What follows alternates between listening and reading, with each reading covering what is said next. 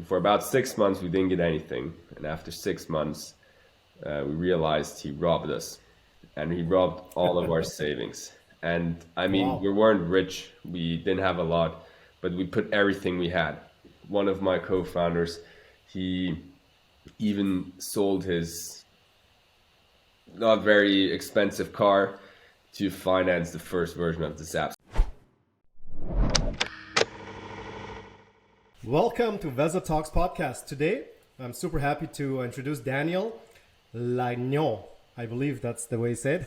That's the right Daniel way. co-founded his startup Cork and soon after got robbed by developers, lost all of his savings and had to deliver pizza at night to survive.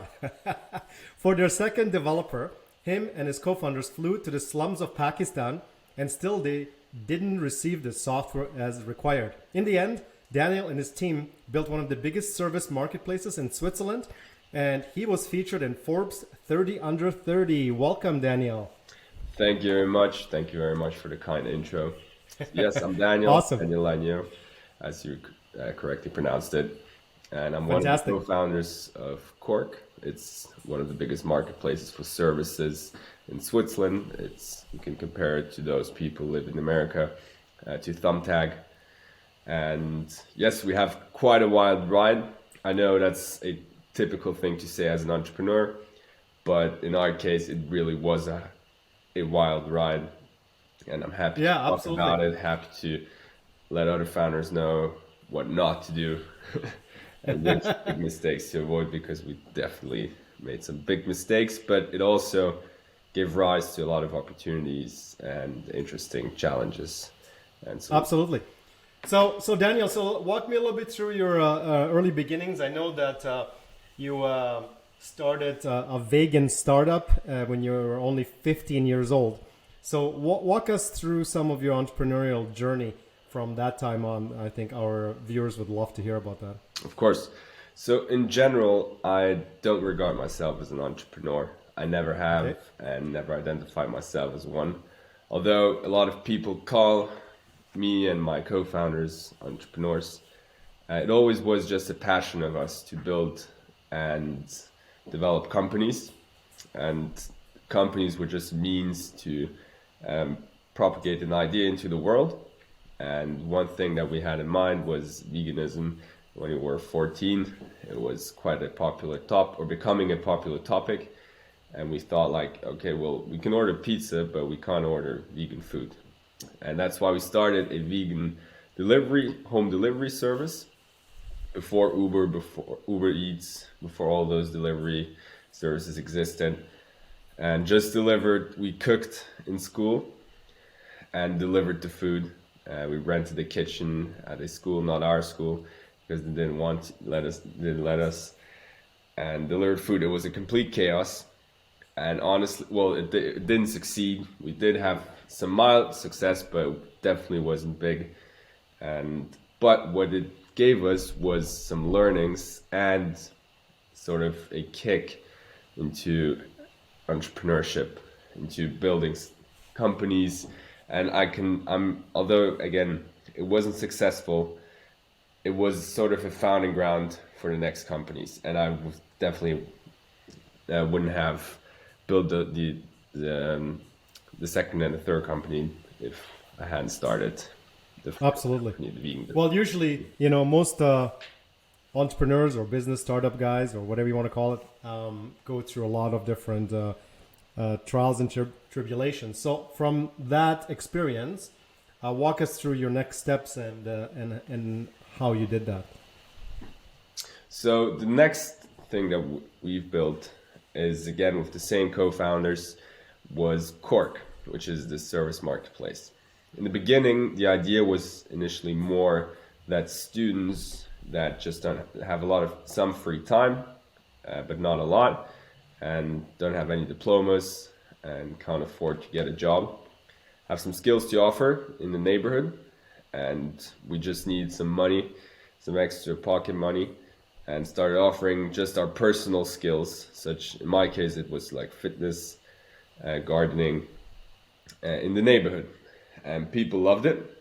They said, wow, well, first of all, it's local. Second, it's much cheaper than other professional services, but the quality is still high because students are highly motivated, they care about the service, and they're cheaper because they just don't have a professional background. And on this funding ground, we realized, okay, well, maybe there might be a demand for this, a bigger one. And as all the entrepreneurs were talking about that at that time about apps, so we thought, let's build an app out of it. It wasn't a big vision that we had. It was purely a practical thing that we tried to resolve. And then we just put some technology on it.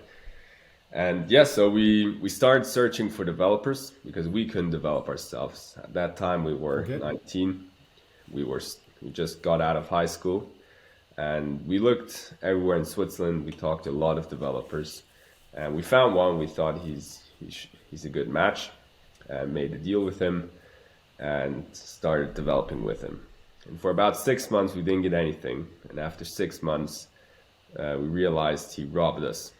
And he robbed all of our savings. And I mean, Wow. we weren't rich, we didn't have a lot, but we put everything we had. One of my co-founders, he even sold his not very expensive car to finance the first version of this app. So literally everything was gone. And we were devastated. We had no money. We didn't have any app. We even skipped university because we believed in this vision and in this app, and we had nothing suddenly. And plus, we had a developer in our company who robbed us. So finding investors to build a new app was not a solution. And Crazy. then we just went on to survival mode, started delivering pizza at night so we could finance a new app, and during the day we were working on our startup. And this took about 4 months until we gathered some money, and we searched again for a lot of developers. We flew everywhere. We went to Poland. We talked to Ukrainian developers. This time we searched outside of Switzerland. We went to Germany, to every corner of the world. We talked to developers, and all of them were bad, too expensive, too slow. They always gave us offers, I mean, ranging for like $200,000 to $1.8 million for first version of the app, which is ridiculous. And plus about 6 to 12 months of development. And then we found through a referral a group of developers in Pakistan. And we said, let's try it with them, start developing. And about 6 months later, again, same story. They didn't rob us, but we got the app. And we looked at it and just realized that this will not do it. It's not at the quality, at the level of perfection that we want to have it. It didn't even work properly. Like some basic features just didn't work. Right. And didn't you actually go to Pakistan? Didn't you actually go to Pakistan? Exactly. We even flew to Pakistan to meet the developers, motivate them because they weren't performing. So we said like, okay, let's meet them. And maybe. And so you actually got on a plane, and you went to is it Islamabad? I think Islamabad, exactly. Yeah. I wasn't there. Yeah. My two other co-founders were there. I was here to do the marketing and continue developing the app locally. So we still have someone who talked to the customers and users. And the other two co-founders, they flew to Pakistan and were in the slums of the slums. I mean, it was crazy. When people ask us, I mean, we're young. I mean, at that time, now I'm 21, but then we were 20. People usually go to Mykonos in Switzerland for their holidays, or Greece, or I don't know, Istanbul, or America even.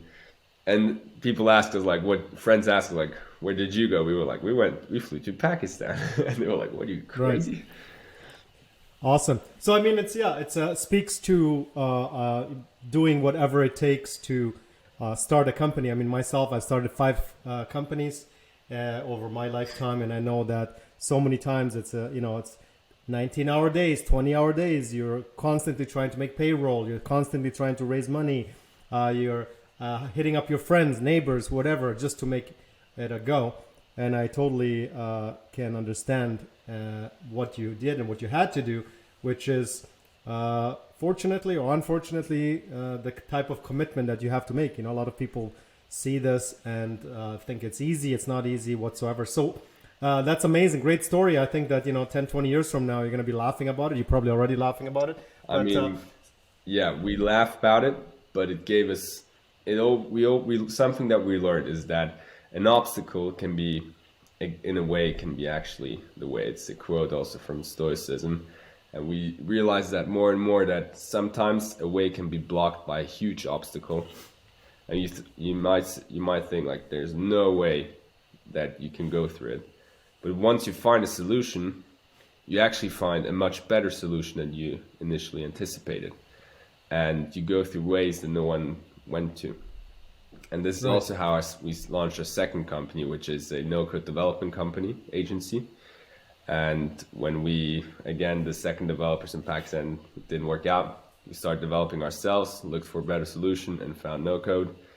And now it became actually a huge opportunity for us. Initially, it was our biggest issue. It was always our biggest problem at the company, development and building good product. And now it became actually a superpower of us. Amazing. So walk us through and that company is called Rocket Launch, right? Exactly. Yeah. Tell us a little bit about Rocket Launch and, how it works and, what your competition is doing and what your future looks like.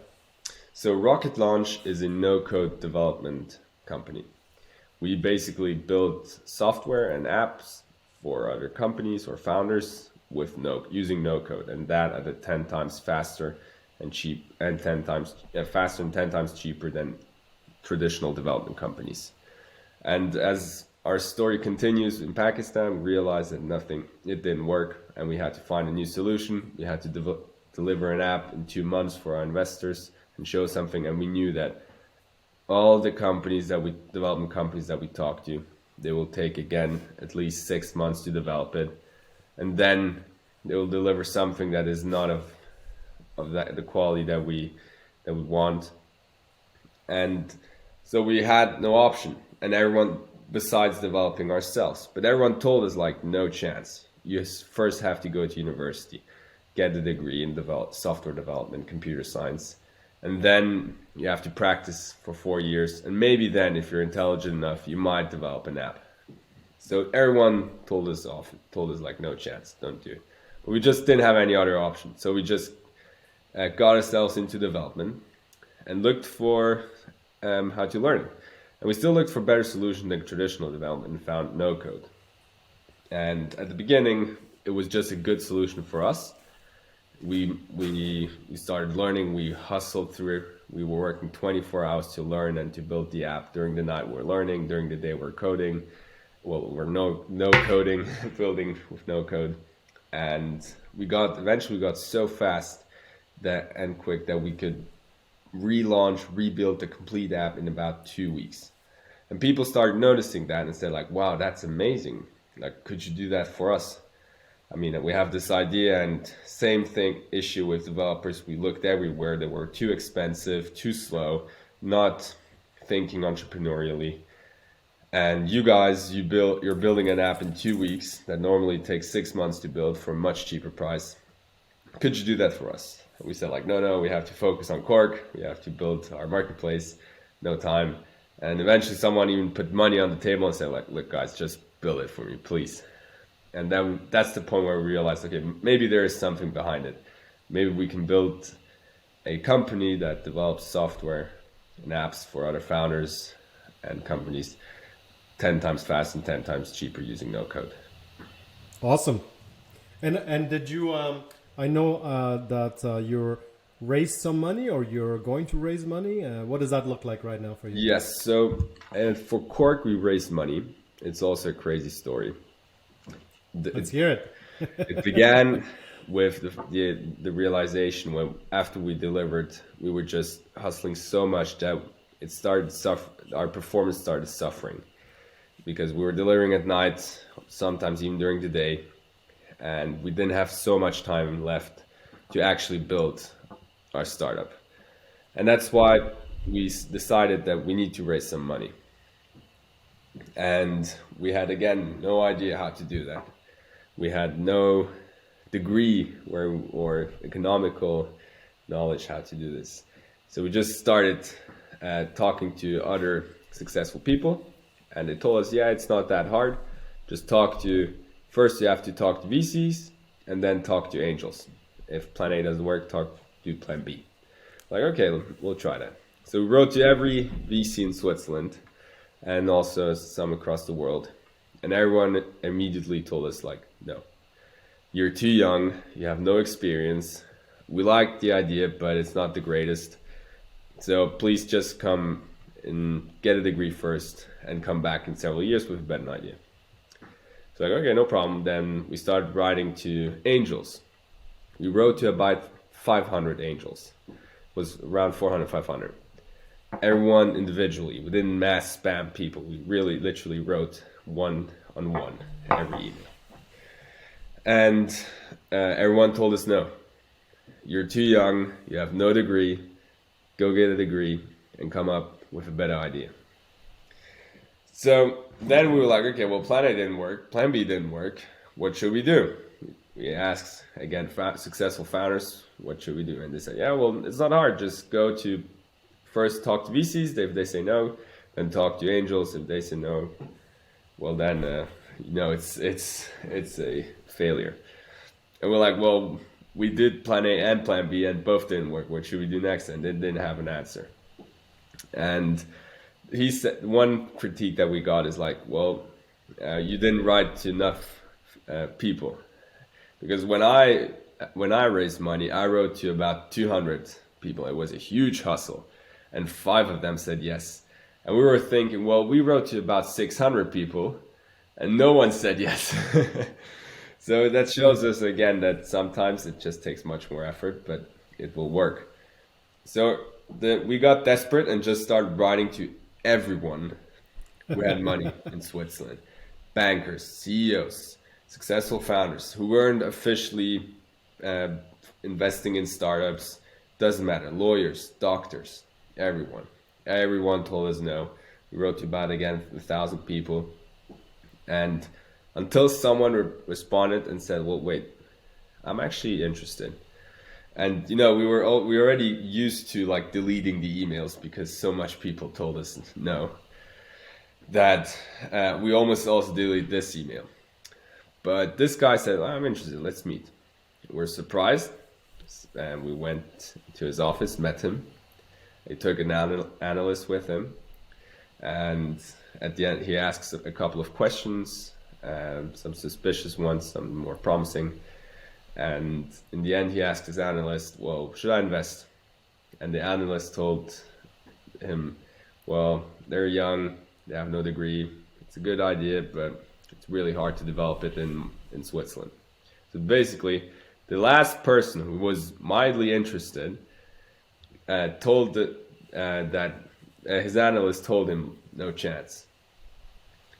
And then a couple of days later, we got 3 emails forwarded by this person and from other founders and other analysts asking if he should invest. And all of them told no. And he just asked us, like, please respond to this email and we'll see. And we're just like, well, doesn't matter. Let's just respond. Whatever. We already wrote to so many people. Who cares? So we responded. And then 2 days later, we had a call with him. And he said, well, no one believed in you. No one believed in this idea. And these are the most valuable teams and ideas. And about a week later, the money was on our bank account. And this person built one of the biggest companies in the world and in Switzerland, definitely one of the biggest in Switzerland. He's hugely successful. We can't say who it is. It's not a trick. He just really doesn't want to, and we want to keep our promise. But it shows again that it was a huge obstacle. No one believed in us. But this obstacle, we still went through it, and it gave rise to an amazing opportunity to work and have a super successful founder as an investor. That's amazing. I mean, really, really cool story.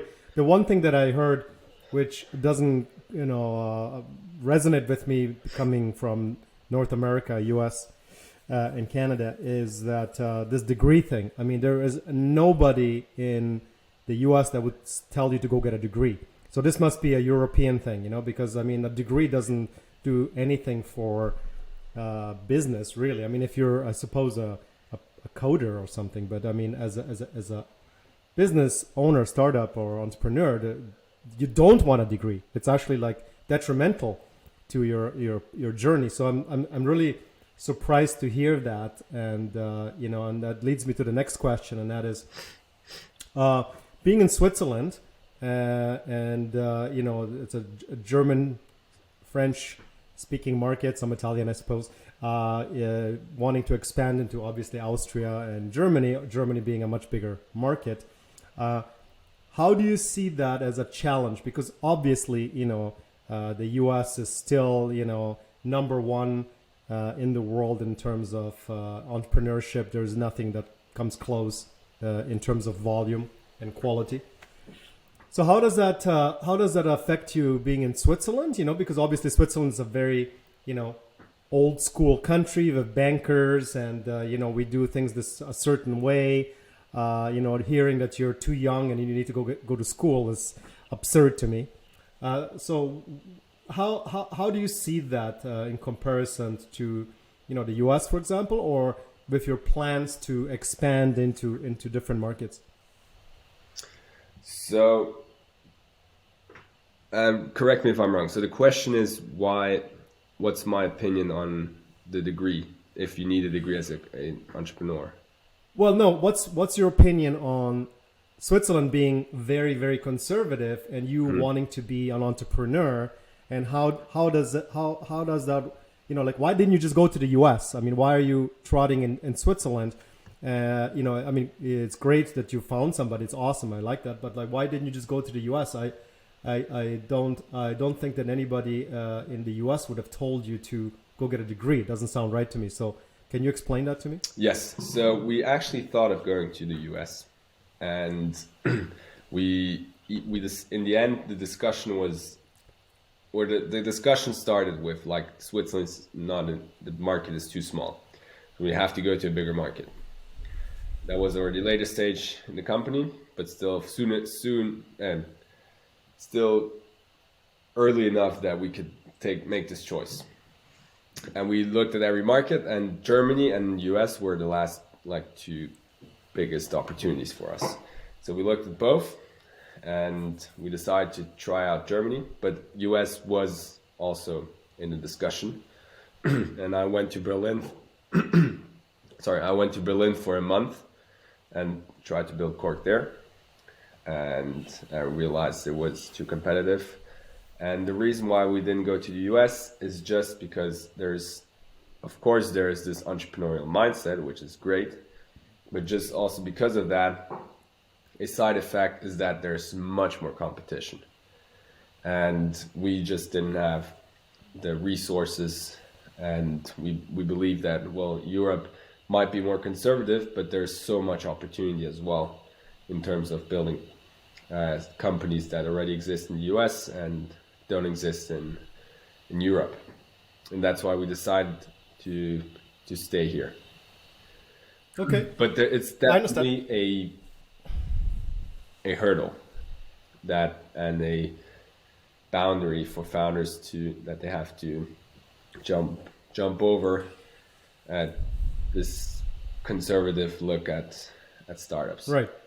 Well, I think you know, there's a lot. I mean, I'm currently in Europe. I was just in Asia, and I can see the different attitudes towards business and startups and whatnot. And I think that the number one issue with pitching in the U.S. is language hurdles, right?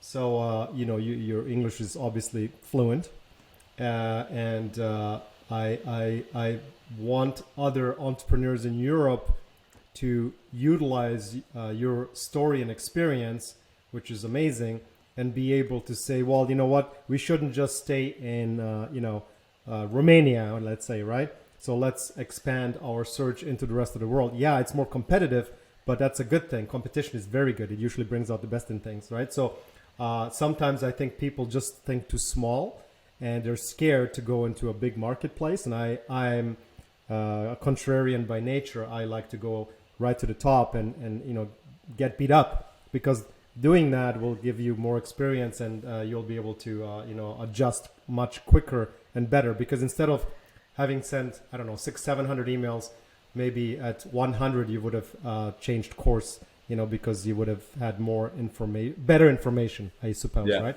So that's really interesting. I've never really kind of thought about that, being in a place like Switzerland, right? So really inspiring story. So what the Forbes 30 under 30 list, which is amazing. Congratulations on that. I've you. met many people that made that list, and they were pretty amazing business people. How did that go about? Did they just call you? Did you apply? Who told you about that? Tell us that story. So actually, I have a critique, and it's also the story how we got into the list, and the critique of the list. So since we didn't have a degree, and we were always criticized for being too young and not experienced enough. We said like, okay, well, let's try to get some proof for people that we can actually also do it. And we got introduced to a person who was already in the list the year before, and he told us like, you're actually a good candidate. And he introduced us to a person who was responsible for choosing candidates. We just applied normally as everyone else, and about 3 months later we got an email with the confirmation that we made it to the list. Now, to be honest, it's a cool thing. It's definitely something that gives you proof, and this shouldn't be underappreciated. But in itself, it doesn't serve the company, and we realized that quite quickly, because at that moment when we got the email with the confirmation, we had much bigger issues to solve than getting approval from other people.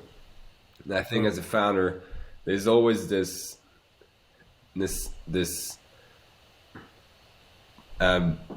unproductive intention of trying to prove yourself, because you're per se as an entrepreneur, you're always on weird grounds, always going a rather individual way, that you always try to prove and to other people that you're actually good and what you're doing might be interesting, because you're always criticized.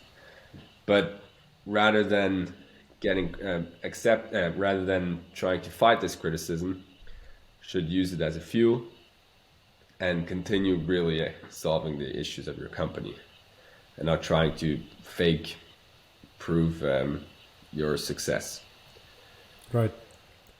I think it's interesting how nowadays people say that you're too young, and it's kind of bizarre to me. But I think the way you actually tackle that is actually bring on more experienced people into your ecosystem, right? For example, Veza Digital is a very young team, and I'm one of their strategic advisors. So I think, and we have other people that do that. So it's, I think, a shortcut for young entrepreneurs to bring on older and more experienced business people that basically can sit in with you at your meetings. I think that's really, really big. That's going to be a big requirement, and I think in the next 5 to 10 years, right? Absolutely. So I think that there's some value in that. So it's definitely a learning lesson, I suppose, right? Absolutely. Yeah. So that's great. So one of the questions that I always ask my guests is, if you were in my shoes and you would ask a question to you, Daniel, but it wasn't asked, what would it be? Well, there is something, and that is,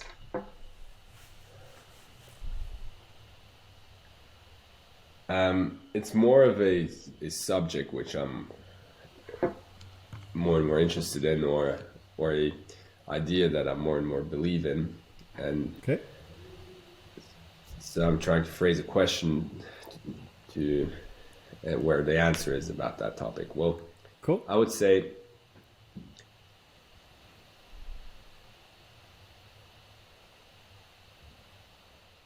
when you built Cork, you had the vision of building a multi-billion-dollar company. Why then did you start something small like a no-code development agency?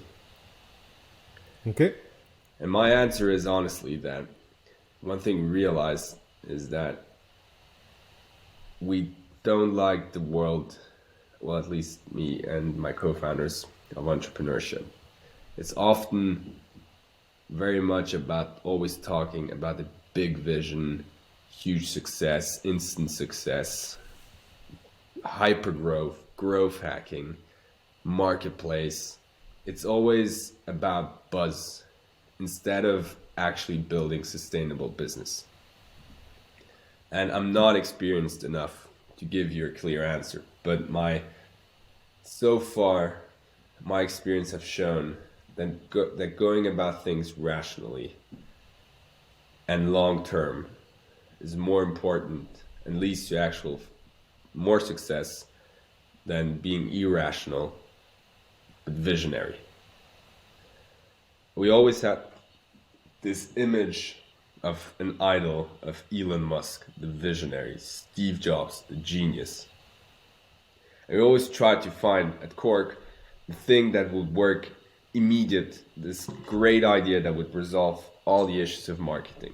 This one change in the app that will revolutionize our app and make it super user-friendly. Yep. It was always about finding this visionary, awesome, great idea. When in fact, with the things that work, we're always just data-based, data-driven, rational, and actually most of the time, small and modest improvements. Same with our rocket launch. It's not per se something huge. Someone would argue, because it's just a no-code development agency. But it solves an actual problem, a real problem for someone. And because of that, we're making money. And we're actually already making more money with that agency than with our startup. And it's not a buzzword, it sounds boring, but it's rational and we're thinking about it also long term. Not about building something in 1 month and then selling it for 5 billion. But instead, let's say building something for a year and then continuing, have a big milestone and then continue for another 5 years. I think this entrepreneurship mentality is often something portrayed by media and popularized by the media, but is not a good way of thinking about building actual value long-term business. Right. That's amazing. Really amazing question and great answer. I think myself, I actually never liked that term entrepreneur, just like yourself, for different reasons. It was 20, 25 years ago where people are like, oh, you're an entrepreneur. And I was like, it just doesn't sit well with me. It's just like, it's a term that was back then overused, and we're talking about the 90s here. And now, like you said, now that I think about it, that you brought it up, it's all about social media, quick bucks. And like you said, let's build something in 3 months and sell it for $1 billion, right? So I appreciate that. That's a really, really good point. I never really thought about that, and I wish that more people would have that attitude. I suppose coming from Switzerland, you have that ingrained in you, right? You have a little bit more of a stability associated with your upbringing, supposedly, right? And whereas, in the US, it's quick, cowboy style. Let's do it quickly, right? So there is definitely the, the different cultural sides to that, which is really, really interesting. I never thought about that. Well, that's awesome. Well, thank you so much for being on the podcast. That was really inspiring. I loved your stories, and I can't wait to sit down with you in, I suppose 20, 25 years. Joking. More than in a couple of years and see where you guys take it to. So Wonderful. Thank you so much, Daniel, and we'll Thank you. see you again. Thank you, Mario. It was great talking to you. Really interesting Absolutely. questions you've asked. And hopefully I delivered some valuable answers to your listeners and where they can draw Absolutely. some lessons.